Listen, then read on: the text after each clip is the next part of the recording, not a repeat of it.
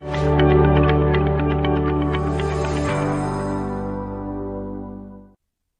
प्यारे देशवासियों, नमस्कार। आज देश के कई हिस्सों में सूर्य उपासना का महापर्व छठ मनाया जा रहा है। छठ पर्व का हिस्सा बनने के लिए लाखों श्रद्धालु अपने गांव, अपने घर, अपने परिवार के बीच पहुंचे हैं। मेरी प्रार्थना है कि छठ मैया सबकी समृद्धि, सबके कल्याण का आशीर्वाद दे।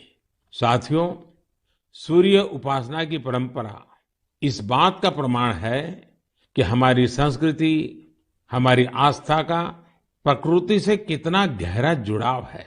इस पूजा के जरिए हमारे जीवन में सूर्य के प्रकाश का महत्व समझाया गया है।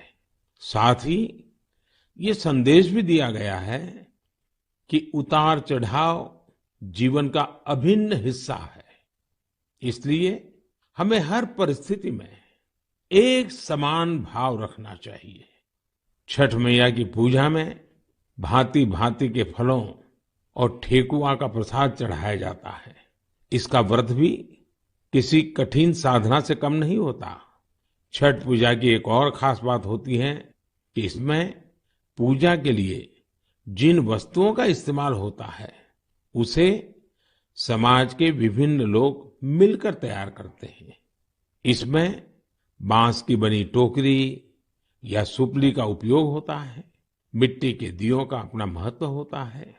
इसके जरिए चने की पैदावार करने वाले किसान और बतासे बनाने वाले छोटे उद्यमियों का समाज में महत्व स्थापित किया गया है। इनके सहयोग के बिना छठ की पूजा संपन्न ही नहीं हो सकती। छठ का पर्व हमारे जीवन में स्वच्छता के महत्व पर भी जोर देता है। इस पर्व के आने पर सामुदायिक स्तर पर सड़क, नदी, घाट, पानी के विभिन्न स्रोत सबकी सफाई की जाती है। छठ का पर्व एक भारत श्रेष्ठ भारत का भी उदाहरण है।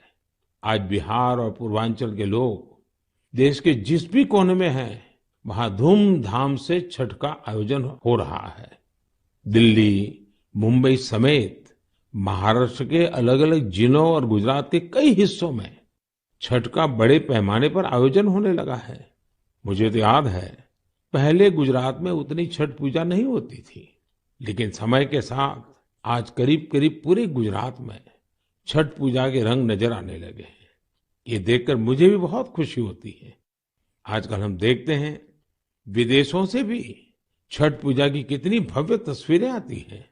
यानी भारत की समृद्ध विरासत, हमारी आस्था दुनिया के कोने कोने में अपनी पहचान बढ़ा रही है। इस महापर्व में शामिल होने वाले हर आस्थावान को मेरी तरफ से बहुत बहुत शुभकामनाएं। मेरे प्यारे देशवासियों, अभी हमने पवित्र छठ पूजा की बात की, भगवान सूर्य की उपासना की बात की। तो क्यों न सूर्य उपासना के साथ साथ आज हम उनके वरदान की भी चर्चा करें।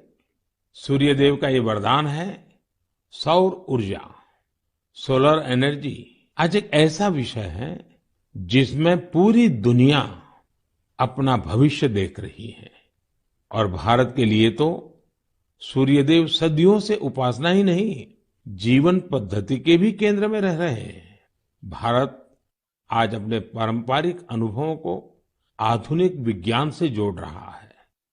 तभी आज हम सौर ऊर्जा से बिजली बनाने वाले सबसे बड़े देशों में शामिल हो गए हैं। सौर ऊर्जा से कैसे हमारे देश के गरीब और मध्यम वर्ग के जीवन में बदलाव आ रहा है, वो भी अध्ययन का विषय है। तमिलनाडु में कांचीपुरम में एक किसान है, थिरु के एजिलन। इन्होंने पीएम कुसुम योजना का लाभ लिया और अपने खेत में 10 हॉर्स पावर का सोलर पंप सेट लगवाया। अब उन्हें अपने खेत के लिए बिजली पर कुछ खर्च नहीं करना होता है। खेत में सिंचाई के लिए अब वो सरकार की बिजली सप्लाई पर निर्भर भी नहीं है। वैसे ही राजस्थान के भरतपुर में पीएम कुसुम योजना के एक और लाभार्थी किसान हैं कमल जी मीणा। कमल जी ने खेत में सोलर पंप लगाया, जिससे उनकी लागत कम हो गई है। लागत कम हुई तो आमदनी भी बढ़ गई। कमल जी सोलार बिजली से दूसरे कई छोटे उद्योगों को भी जोड़ रहे हैं। उनके इलाके में लकड़ी का काम है, गाय के गोबर से बनने वाले उत्पाद हैं, इनमें भी सोलर बिजली का इस्तेमाल हो रहा है। वो 10-12 लोगों को रोजगार भी दे रहे हैं। यानी कुसुम योजना से कमल जी ने जो शुरुआत की, उसकी महक कितने ही लोगों तक पहुंचने लगी है। साथियों, क्या आप कभी कल्पना कर सकते हैं कि आप महीने भर बिजली का उपयोग करें और आपका बिजली बिल आने के बजाय आपको बिजली के पैसे मिले? सौर ऊर्जा ने ये भी कर दिखाया है। आपने कुछ दिन पहले देश के पहले सूर्यग्राम गुजरात के मोढेरा की खूब चर्चा सुनी होगी। मोढेरा सूर्यग्राम के ज्यादातर घर सोलर पावर से बिजली पैदा करने लगे हैं। अब वहां के कई घरों में महीने के आखिर में बिजली का बिल नहीं आ रहा, बल्कि बिजली से कमाई का चेक आ रहा है। ये होता देख अब देश के बहुत से गांवों के लोग मुझे चिट्ठियां लिखकर कह रहे हैं कि उनके गांव को भी सूर्यग्राम में बदला जाए। यानी वो दिन दूर नहीं जब भारत में सूर्य ग्रामों का निर्माण बहुत बड़ा जन आंदोलन बनेगा। और इसकी शुरुआत मोढेरा गांव के लोग कर ही चुके हैं। आइए मन की बात के श्रोताओं को भी मोढेरा के लोगों से मिलवाते हैं। हमारे साथ इस समय फोन लाइन पर जुड़े हैं श्रीमान बिपिन भाई पटेल। बिपिन भाई नमस्ते। देखिए, अब तो मोढेरा पूरे देश के लिए एक मॉडल के रूप में चर्चा में आ गया है। लेकिन जब आपको अपने रिश्तेदार परिचित सब बातें पूछते होंगे तो आप उनको क्या बताते हैं? क्या फायदा हुआ? सर, लोग हमारे को पूछते हैं तो हम कहते हैं कि हमारे जो बीज बिल आता था, लाइट बिल, वो अभी 0 आ रहा है और कभी 70 रुपये आता है। पर लेकिन हमारे पूरे गांव में जो आर्थिक परिस्थिति है वो सुधर रही है। यानी एक प्रकार से पहले जो बिजली बिल की चिंता थी वो खत्म हो गई। हाँ सर, वो तो बात सही है सर। तो अभी तो कोई टेंशन नहीं पूरे गांव में। सब लोग को लग रहा है कि सर ने जो किया तो वो तो बहुत अच्छा किया है। वो खुश है सर, आनंदित हो रहे हैं सब। अब अपने घर में ही खुद ही बिजली का कारखाना के मालिक बन गए, खुद का अपना घर के छत पे बिजली बन रही है। हाँ, बात सही है सर। तो क्या ये बदलाव जो आया है उसकी गांव के लोगों पे क्या असर है? सर, वो पूरे गांव के लोग वो खेती कर रहे हैं, तो फिर मेरे को बिजली की जो झंझट थी तो उसमें मुक्ति हो गई है। बिजली का बिल तो भरना नहीं है, निश्चित हो गए हैं सर। मतलब बिजली का बिल भी गया और सुविधा बढ़ गई, झंझट भी गया सर। और सब जब आप यहाँ आए थे और तो 3D शो जो यहाँ उद्घाटन किया, तो इसके बाद तो मोढेरा गांव में 4 चांद लग गए सर। और वो जो सेक्रेटरी आए थे सर, जी जी, तो वो गांव फेमस हो गया सर। या यूएन के सेक्रेटरी जनरल, उनकी खुद की इच्छा थी, उन्होंने मुझे बड़ा आग्रह किया कि भाई इतना बड़ा काम किया है तो मैं वहां जाके देखना चाहता हूँ। चलिए बिपिन भाई, आपको और आपके गांव के सब लोगों को मेरी तरफ से बहुत बहुत शुभकामनाएं। और दुनिया आप में से प्रेरणा ले और ये सोलर एनर्जी का अभियान घर घर चले। ठीक है सर, हम लोगों को बताएंगे कि भाई सोलर लगवाओ, आपके पैसे से भी लगवाओ तो बहुत फायदा है। हाँ, लोगों को समझाइए। चलिए, बहुत बहुत शुभकामनाएं। धन्यवाद भैया। Thank you sir, thank you sir. मेरा जीवन धन्य हो गया आपसे बात करके। बिपिन भाई का बहुत बहुत धन्यवाद। आइए अब मोढेरा गांव में वर्षा बहन से भी बात करेंगे। हेलो, नमस्ते सर। नमस्ते नमस्ते। वर्षा बहन कैसी हैं आप? बहुत अच्छे सर, आप कैसे हैं? मैं बहुत ठीक हूँ। हम धन्य हो गए सर आपसे बात करके। अच्छा वर्षा बहन, हाँ, आप मोढेरा में, आप तो एक तो फौजी परिवार से हैं। फौजी परिवार से हूँ मैं, आर्मी एक्समैन की वाइफ बोल रही हूँ सर। तो पहले हिंदुस्तान में कहाँ कहाँ जाने का मौका मिला आपको? मुझे राजस्थान में मिला, गांधीनगर में मिला, कटरा का जो जम्मू है वहाँ पर मिला मौका, साथ में रहने का बहुत सुविधा वहाँ पर मिल रही थी सर। और ये फौज में होने के कारण आप हिंदी भी बढ़िया बोल रही हो। हाँ, सीखा है सर। मुझे बताइए, मोढेरा में जो इतना बड़ा परिवर्तन आया, ये सोलर रूफटॉप प्लांट आपने लगवा दिया, जो शुरू में लोग कह रहे होंगे तब तो आपको मन में आया होगा ये क्या मतलब है, क्या कर रहे हैं, क्या होगा, ऐसे थोड़ी बिजली आती है, सब बातें हैं कि आपके मन में आई होगी। अब क्या अनुभव आ रहा है, इसका फायदा क्या हुआ है? बहुत सर, फायदा तो फायदा ही फायदा हुआ है सर। हमारे गांव में तो रोज दिवाली मनाई जाती है आपकी वजह से। 24 घंटे हमें बिजली मिल रही है, बिल तो आता ही नहीं है बिल्कुल। हमारे घर में हमें अन्य इलेक्ट्रिक सब चीजें घर में ला रखी है सर, सब यूज कर रहे हैं हम आपकी वजह से सर। बिल आता ही नहीं है तो हम फ्री माइंड से सब यूज कर सकते हैं ना। ये बात सही है, आपने बिजली का अधिकतम उपयोग करने के लिए भी मन बना लिया है। बना लिया सर, बना लिया।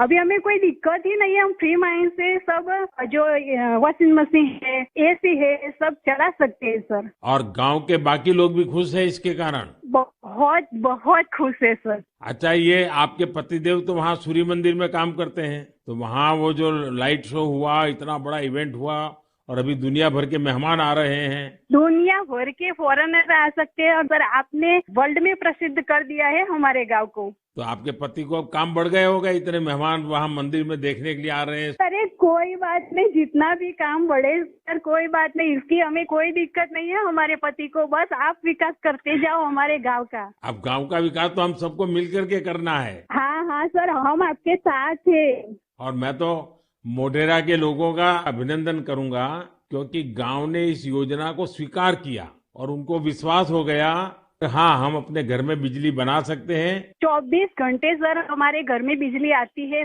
और हम बहुत खुश हैं। चलिए, मेरी आपको बहुत शुभकामनाएं हैं। जो पैसे बचे हैं इसका बच्चों के भलाई के लिए उपयोग कीजिए। उन पैसों का उपयोग अच्छा हो ताकि आपका जीवन को फायदा हो। मेरी आपको बहुत शुभकामनाएं हैं और सब मोढेरा वालों को मेरे नमस्कार। साथियों, वर्षा बहन और विपिन भाई ने जो बताया है वो पूरे देश के लिए, गांवों शहरों के लिए एक प्रेरणा है। मोढेरा का ये अनुभव पूरे देश में दोहराया जा सकता है। सूर्य की शक्ति अब पैसे भी बचाएगी और आय भी बढ़ाएगी। जम्मू कश्मीर के श्रीनगर से एक साथी हैं मंजूर अहमद लईवाल। कश्मीर में सर्दियों के कारण बिजली का खर्च काफी होता है। इसी कारण मंजूर जी का बिजली का बिल भी 4,000 रुपये से ज्यादा आता था।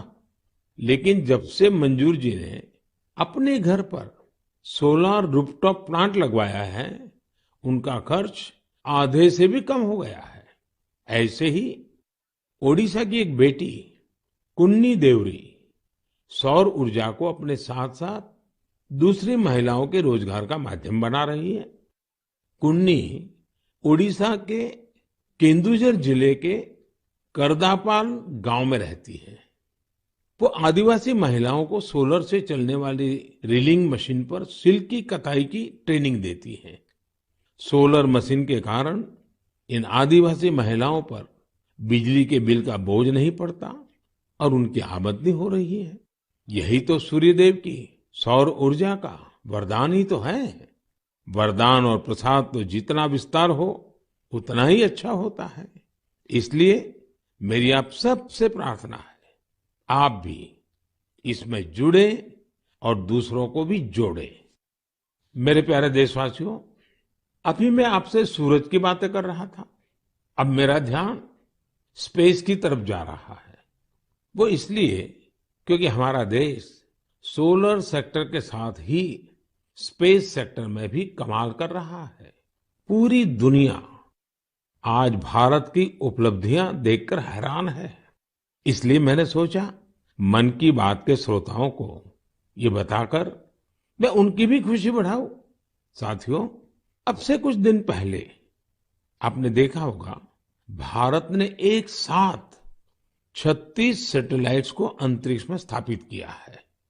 दिवाली से ठीक एक दिन पहले मिली ये सफलता एक प्रकार से ये हमारे युवाओं की तरफ से देश को एक स्पेशल दिवाली गिफ्ट है।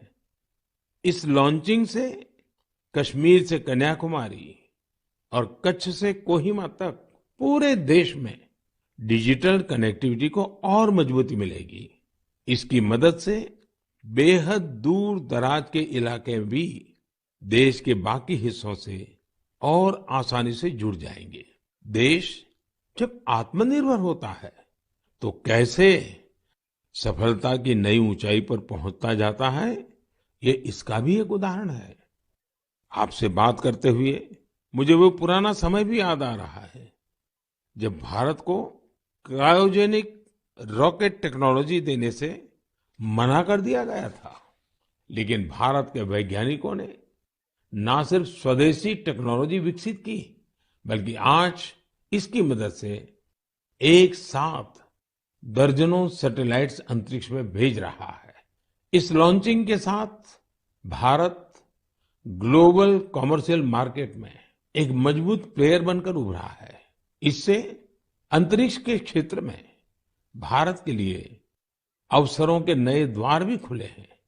साथियों, विकसित भारत का संकल्प लेकर चल रहा हमारा देश सबका प्रयास से ही अपने लक्ष्यों को प्राप्त कर सकता है। भारत में पहले स्पेस सेक्टर सरकारी व्यवस्थाओं के दायरे में ही सिमटा हुआ था। जब ये स्पेस सेक्टर भारत के युवाओं के लिए, भारत के प्राइवेट सेक्टर के लिए खोल दिया गया, तब से इसमें क्रांतिकारी परिवर्तन आने लगे हैं। भारतीय इंडस्ट्री और स्टार्टअप्स इस क्षेत्र में नए नए इनोवेशंस और नई नई टेक्नोलॉजी लाने में जुटे हैं। विशेषकर इन स्पेस के सहयोग से इस क्षेत्र में बड़ा बदलाव होने जा रहा है।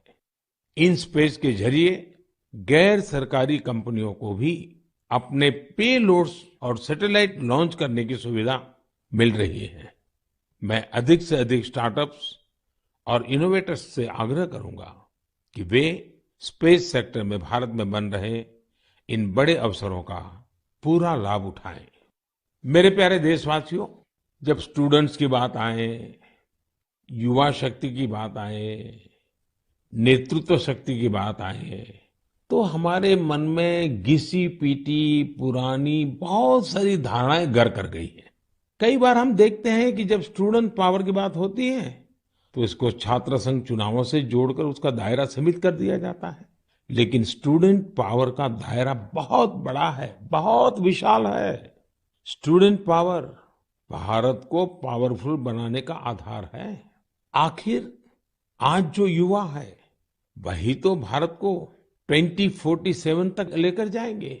जब भारत शताब्दी मनाएगा, युवाओं की ये शक्ति, उनकी मेहनत, उनका पसीना, उनकी प्रतिभा भारत को उस ऊंचाई पर लेकर जाएगी जिसका संकल्प देश आज ले रहा है।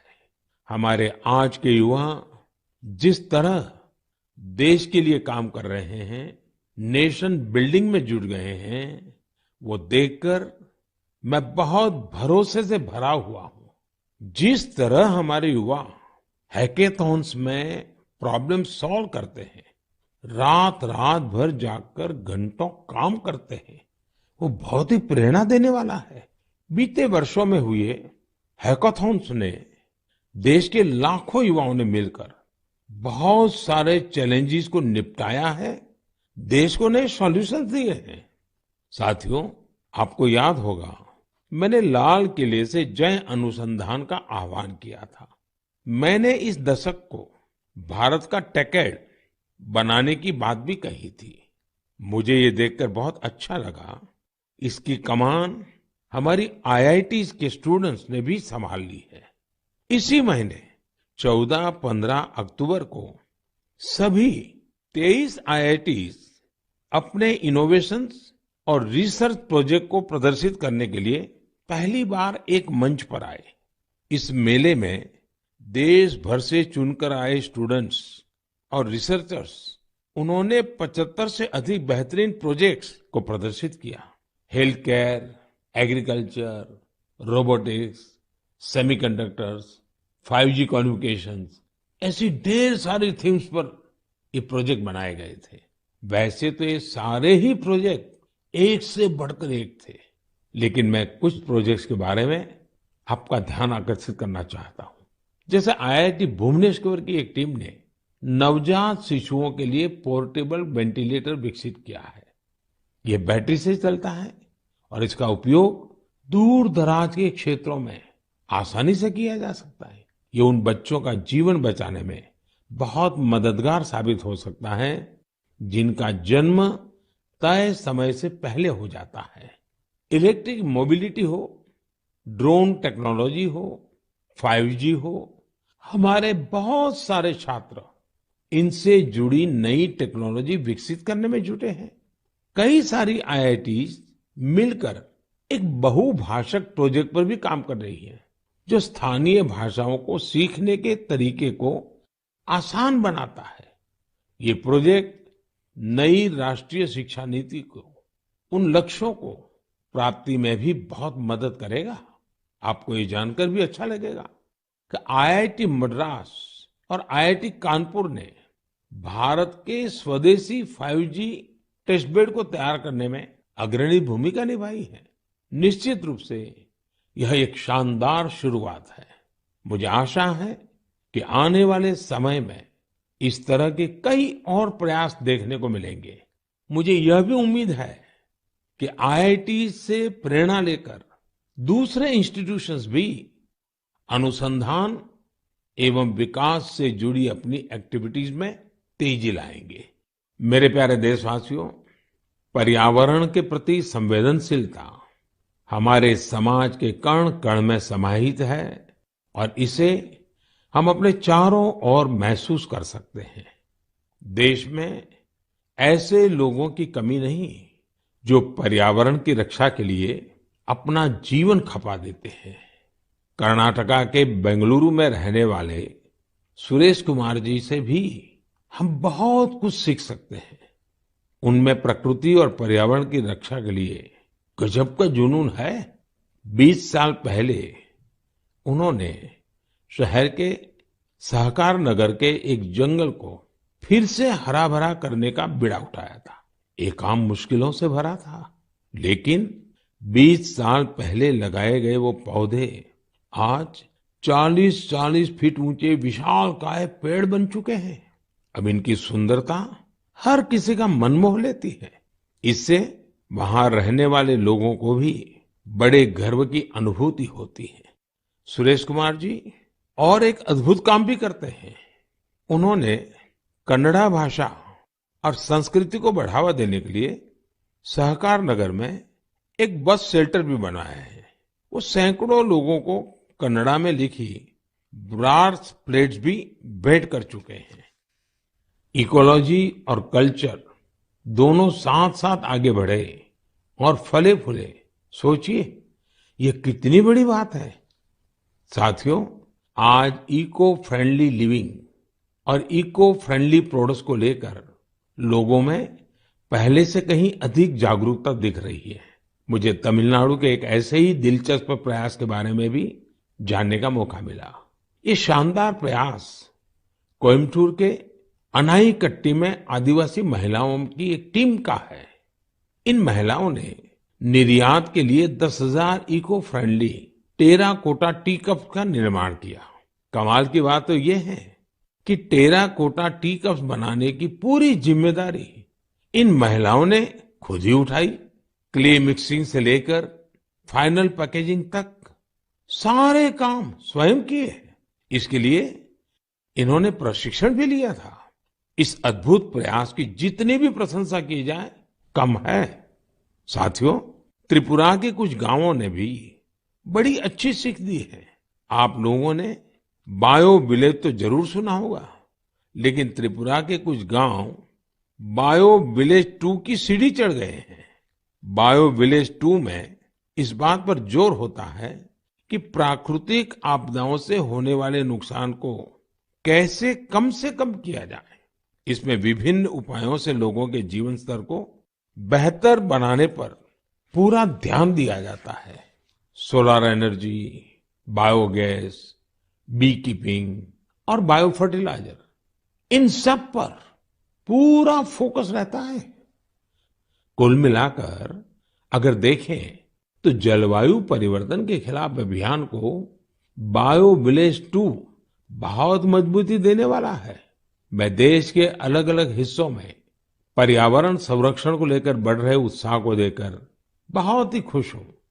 कुछ दिन पहले ही भारत में पर्यावरण की रक्षा के लिए समर्पित मिशन लाइफ को भी लॉन्च किया गया है। मिशन लाइफ का सीधा सिद्धांत है, ऐसी जीवन शैली, ऐसी लाइफस्टाइल को बढ़ावा जो पर्यावरण को नुकसान न पहुंचाए। मेरा आग्रह है कि आप भी मिशन लाइफ को जानिए, उसे अपनाने का प्रयास कीजिए। साथियों, कल 31 अक्टूबर को राष्ट्रीय एकता दिवस है। सरदार वल्लभ भाई पटेल जी की जन्म जयंती का पुण्य अवसर है। इस दिन देश के कोने कोने में रन फॉर यूनिटी का आयोजन किया जाता है। ये दौड़ देश में एकता के सूत्र को मजबूत करती है, हमारे युवाओं को प्रेरित करती है। अब से कुछ दिन पहले ऐसी ही भावना हमारे राष्ट्रीय खेलों के दौरान भी देखी है। जुड़ेगा इंडिया तो जीतेगा इंडिया, इस थीम के साथ राष्ट्रीय खेलों ने जहां एकता का मजबूत संदेश दिया, वहीं भारत की खेल संस्कृति को भी बढ़ावा देने का काम किया है। आपको ये जानकर खुशी होगी कि यह भारत में राष्ट्रीय खेलों का अब तक का सबसे बड़ा आयोजन था। इसमें 36 खेलों को शामिल किया गया, जिसमें 7 नई और 2 स्वदेशी स्पर्धा योगासन और मलखंब भी शामिल रही। गोल्ड मेडल जीतने में सबसे आगे जो 3 टीमें रही, वे हैं सर्विसेज की टीम, महाराष्ट्र और हरियाणा की टीम। इन खेलों में 6 नेशनल रिकॉर्ड्स और करीब करीब 60 नेशनल गेम्स रिकॉर्ड्स भी बने। मैं पदक जीतने वाले, नए रिकॉर्ड बनाने वाले, इस खेल प्रतियोगिता में हिस्सा लेने वाले सभी खिलाड़ियों को बहुत बहुत बधाई देता हूं। मैं इन खिलाड़ियों के सुनहरे भविष्य की कामना भी करता हूं। साथियों, मैं उन सभी लोगों की भी हृदय से प्रशंसा करना चाहता हूं जिन्होंने गुजरात में हुए राष्ट्रीय खेलों के सफल आयोजन में अपना योगदान दिया। आपने देखा है कि गुजरात में तो राष्ट्रीय खेल नवरात्रि के दौरान हुए। इन खेलों के आयोजन से पहले एक बार तो मेरे मन में भी आया कि इस समय तो पूरा गुजरात इन उत्सवों में जुटा होता है, तो लोग इन खेलों का आनंद कैसे ले पाएंगे। इतनी बड़ी व्यवस्था और दूसरी तरफ नवरात्रि के गरबा वगैरह का इंतजाम, ये सारे काम गुजरात एक साथ कैसे कर लेगा। लेकिन गुजरात के लोगों ने अपने आतिथ्य सत्कार से सभी मेहमानों को खुश कर दिया। अहमदाबाद में नेशनल गेम्स के दौरान जिस तरह कला, खेल और संस्कृति का संगम हुआ, वह उल्लास से भर देने वाला था। खिलाड़ी भी दिन में जहां खेल में हिस्सा लेते थे, वही शाम को वे गरबा और डांडिया के रंग में डूब जाते थे। उन्होंने गुजराती खाना और नवरात्रि की तस्वीरें भी सोशल मीडिया पर खूब शेयर की। ये देखना हम सभी के लिए बहुत ही आनंददायक था। आखिरकार इस तरह के खेलों से भारत की विविध संस्कृतियों के बारे में भी पता चलता है।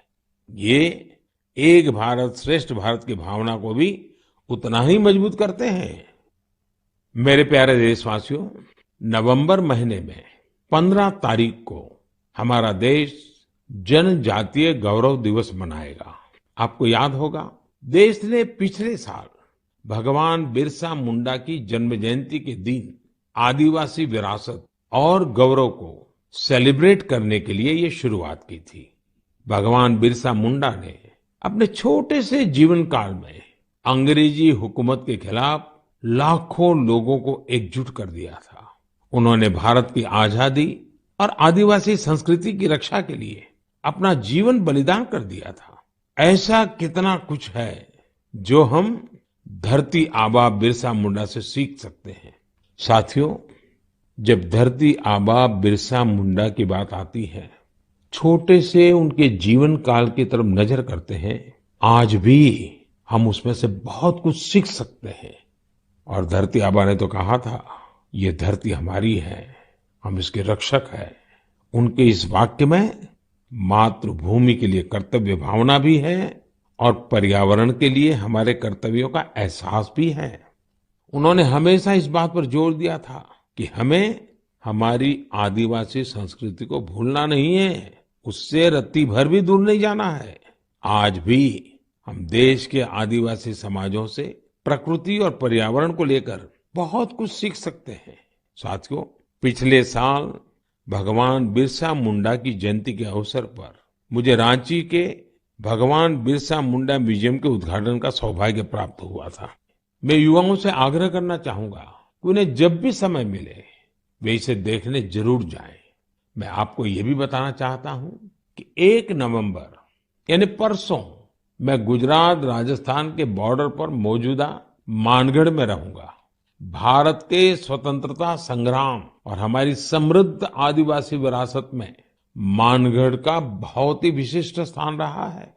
यहाँ पर नवंबर 1913 में एक भयानक नरसंहार हुआ था, जिसमें अंग्रेजों ने स्थानीय आदिवासियों की निर्ममता पूर्वक हत्या कर दी थी। बताया जाता है कि इस नरसंहार में 1000 से अधिक आदिवासियों को अपनी जान गंवानी पड़ी थी। इस जनजातीय आंदोलन का नेतृत्व गोविंद गुरु जी ने किया था, जिनका जीवन हर किसी को प्रेरित करने वाला है। आज मैं उन सभी आदिवासी शहीदों और गोविंद गुरु जी के अदम्य साहस और शौर्य को नमन करता हूं। हम इस अमृत काल में भगवान बिरसा मुंडा, गोविंद गुरु और अन्य स्वतंत्र सेनानियों के आदर्शों का जितनी निष्ठा से पालन करेंगे, हमारा देश उतनी ही ऊंचाइयों को छुएगा। मेरे प्यारे देशवासियों, आने वाली 8 नवंबर को गुरुपुरब है। गुरु नानक जी का प्रकाश पर्व जितना हमारी आस्था के लिए महत्वपूर्ण है, उतना ही हमें इससे सीखने को भी मिलता है। गुरु नानक देव जी ने अपने पूरे जीवन मानवता के लिए प्रकाश फैलाया। पिछले कुछ वर्षों में देश ने गुरुओं के प्रकाश को जन जन तक पहुंचाने के लिए अनेकों प्रयास किए हैं। हमें गुरु नानक देव जी का 550वां प्रकाश पर्व देश और विदेश में व्यापक स्तर पर मनाने का सौभाग्य मिला था। दशकों के इंतजार के बाद करतारपुर साहिब कॉरिडोर का निर्माण होना भी उतना ही सुखद है। कुछ दिन पहले ही मुझे हेमकुंड साहिब के लिए रोपवे के शिलान्यास का भी सौभाग्य मिला है। हमें हमारे गुरुओं के विचारों से लगातार सीखना है, उनके लिए समर्पित रहना है। इसी दिन कार्तिक पूर्णिमा का भी है। इस दिन हम तीर्थों में, नदियों में स्नान करते हैं, सेवा और दान करते हैं। मैं आप सभी को इन पर्वों की हार्दिक बधाई देता हूं। आने वाले दिनों में कई राज्य अपने राज्य दिवस भी मनाएंगे। आंध्र प्रदेश अपना स्थापना दिवस मनाएगा, केरला पिरावी मनाया जाएगा, कर्नाटका राज्योत्सव मनाया जाएगा।